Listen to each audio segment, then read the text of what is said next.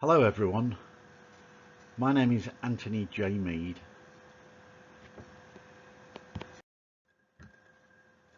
Hello everyone, my name is Anthony J. Mead and I want to talk to you today about the New Age Karma Handbook.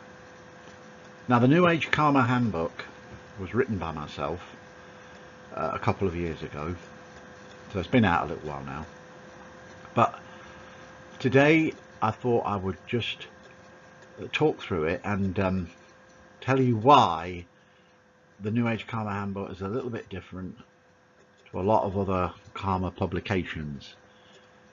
Now, one of the things that's different in this book is it dispels the myth of what you hear in a lot of circles. What goes around comes around. Now, we've all heard this. You know, it gets bandied around quite a lot. People say it, especially over the last 10-20 years. I've heard it many times, and to a degree there is truth in this. What goes around does come around, but not always in this lifetime. In fact, very rarely. What goes around comes around and can take possibly 2 or 3 lives, 2 or 3 karmas to work out. So you don't necessarily see any justice for a bit. Give you a bit of an analogy, which I've talked about more in the book, written about in the book, and it concerns work. Now, there's a lot of people, and we all know this. You know, it's a subject that gets talked about a lot. A lot of people do jobs where they're absolutely under the cosh. They start possibly about 8 o'clock in the morning, and at 5 or 6 o'clock they're still there working themselves into a sweat, and they probably stay on an extra 3 hours because they think, well, it's expected of us. Now, a lot of this happens. People don't make a big thing of it. You know, the government print these guidelines and makes it look like, you know, fair day's work, fair day's pay. It's total rubbish. People are working themselves to death. It's that kind of an age, and they're expected to do it. They don't get any extra for it. You know, they're there from dawn to dusk, basically, stressed out to the eyeballs, and their pay packet doesn't reflect what they've done. On the same level, the boss man, he puts half the effort into what the workers do, takes them a massive paycheck, and hasn't got the same kind of stress or worry over money issues. Now, I know if you start a business, of course you're expected to take the lion's share. You know, if you're enterprising enough to start something and foresighted enough to see a future and it all happens for you, brilliant. I mean, this is free country, free enterprise. You know, we're expected to do these kind of things, or it's hoped that we get on like this. That's fine, but you can't get away from the fact that in a lot of instances the big boys take the money and the workers just kill themselves. Basically, it's just murder, but they have to do it. Now, the point I'm trying to make is the what goes around comes around bit in relation to this doesn't work. You know, you might get a little conversation in a pub between workers of in a situation that I've just described, and they're probably saying something like, well, you know, what goes around comes around, he or she'll get it. They won't. It's likely that the workers will suffer more and more as inflation eats their money up, because they don't get regular wage rises or something, and even when they get a wage rise, it's not enough, and the bosses will just be expanding at a rate of knots, living off the fat of the land, and their wealth has doubled. That's what's more likely to happen. So that's what I say. The what goes around comes around myth has been a bit dispelled in this book. You know, it shows you the truth of it. I think in a lot of instances, people say what goes around comes around because it helps them get through the day. It's a crutch to lean on, and a very useful one. I can see the logic of it. You know, there's a little bit of solace for the soul there. A basic fundamental reason for kind of supporting the fact that, hey, you're under the cosh, you're getting hammered, but at the end of it, what goes around comes around, and you know, you'll see a bit of justice. I think if you think like this, it gets you through the day quicker. But the reality of it is totally the opposite. There are other things in this book that are worth thinking about. What I've tried to do is show how the karma operates, if you like, and I've done it through little storylines. Now, one of the things I've concentrated on is the part where I fully believe that in karma, your last part of your life, or the portion of your life that sort of leads up to your death, is a very important segment of your karma, and especially for your future karma. In other words, it's very important to this life that you're in, and will reflect in the next incarnation or the next time you come here. So I've done some storylines that exemplify this and demonstrate this. And one of the stories is about a medieval knight who was quite a guy. He was, you know, he was a fantastic guy. He had a lot of credibility. I mean, medieval knights were like pop stars of the day.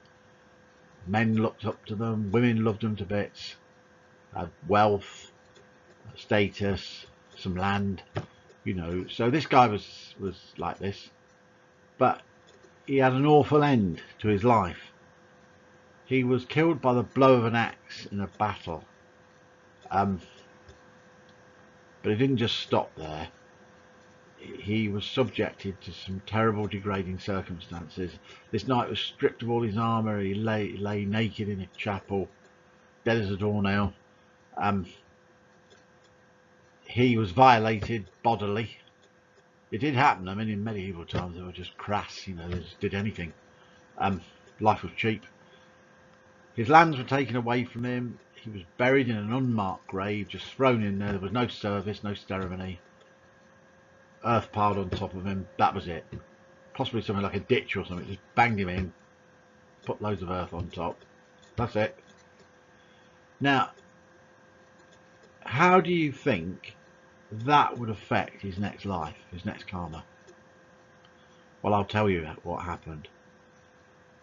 He came back anonymous, because he died anonymous. See, that last karmic portion of his life, that last photographic capture by the universe of what had happened to him, that set the precedence for his next incarnation. So this knight who'd had everything came back with nothing. But there's more to it than this. This knight was killed by the blow of an axe. When he came back into this next life, I mean, he was a perfect little baby. He looked good, and he was nicely formed, and did all the baby things. You know, his parents were proud of him. But he was confused in his head. He was confused in his head, and his schooling was not good. He was not bright. He was not top of the class. His schooling was awful, really, and people kind of frowned upon him a little bit. They thought, well, he's a nice enough lad, but he's stupid. He's a dickhead. He's a dunce. That kind of thing, you see. He was enthusiastic, but he just couldn't think straight. Now, look at the karmic value of what had happened. Brained with an axe. Right, he died. You're not going to come back into the next set of circumstances and be as bright as a button and as clever as an owl or something. You're not going to do it. You'll come back as you died. A blow to the head, confusion followed by death. But it wasn't just death, it was followed by anonymous circumstances. And throughout this knight's life, his previous life's, his death in the previous life, in a sense, is the way he ended his karma, reflected in the present age that he found himself in. So he was anonymous. People didn't recognize him. He was, like I say, he was a fool in the early part of his life. Obviously, that didn't last because it wasn't meant to.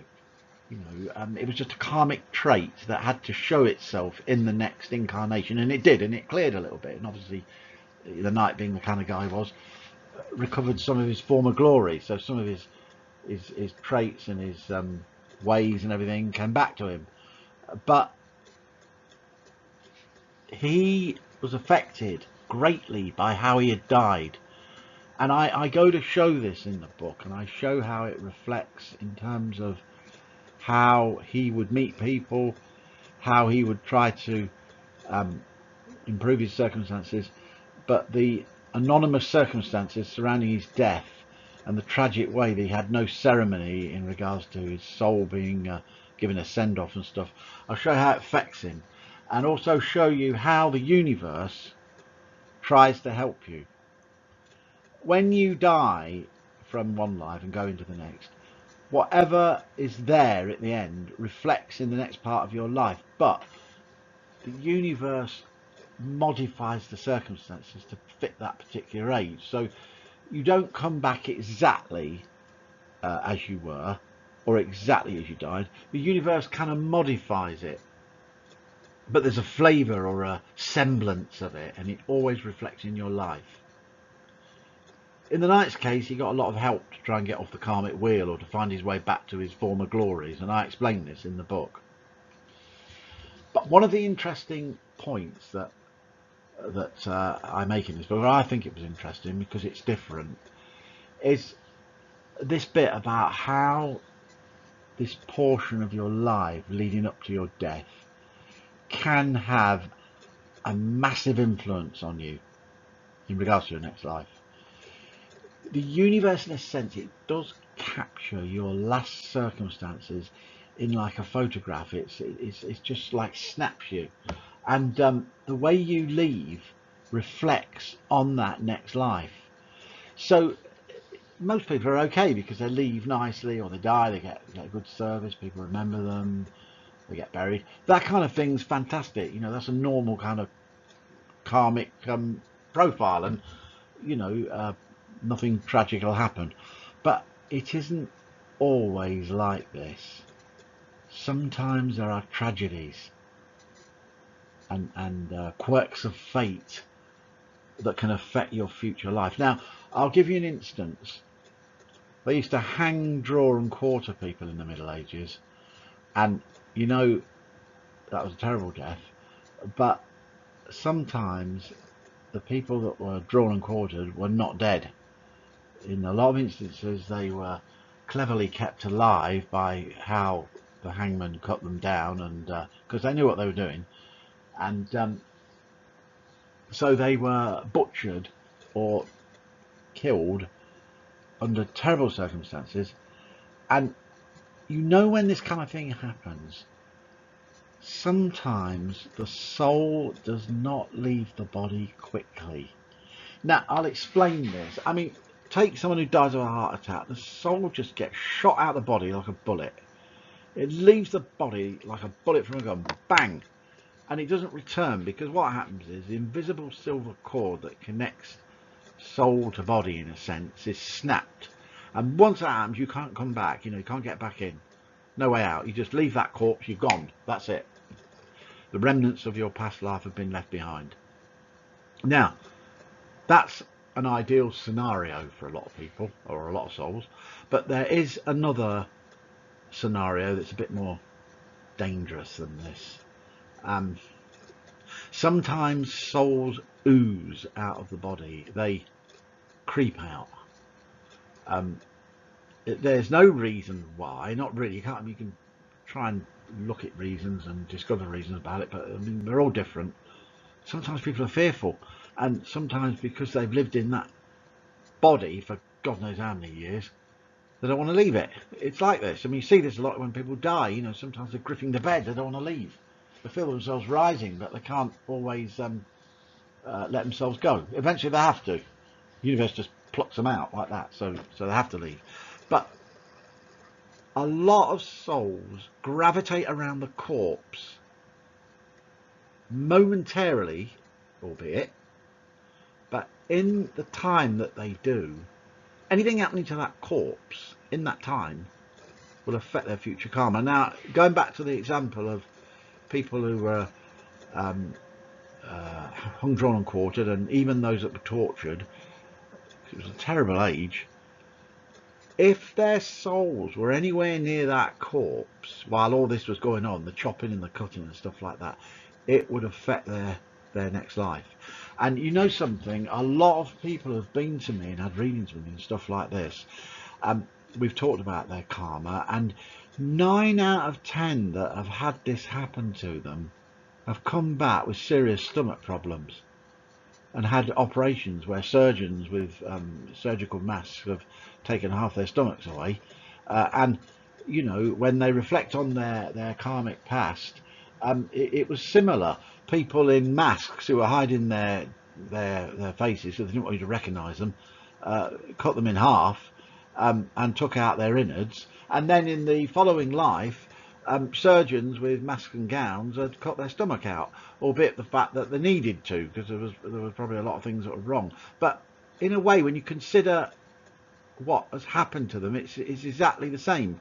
It doesn't matter whether one had good intentions and one had bad. Their karmic profile was exactly the same. So the thing I want to try to say to you today is, the New Age Karma book, the New Age Karma Handbook, is about the process of karma repeating more than what goes around comes around. And that's the thing I'm trying to get over. Karma repeats. Your circumstances repeat. Not always the justification bit.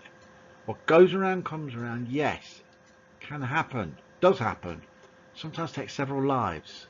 But what always happens from life to life are repeatable circumstances, albeit the fact, like I say, the universe modifies the karma to fit the next age that you find yourself in.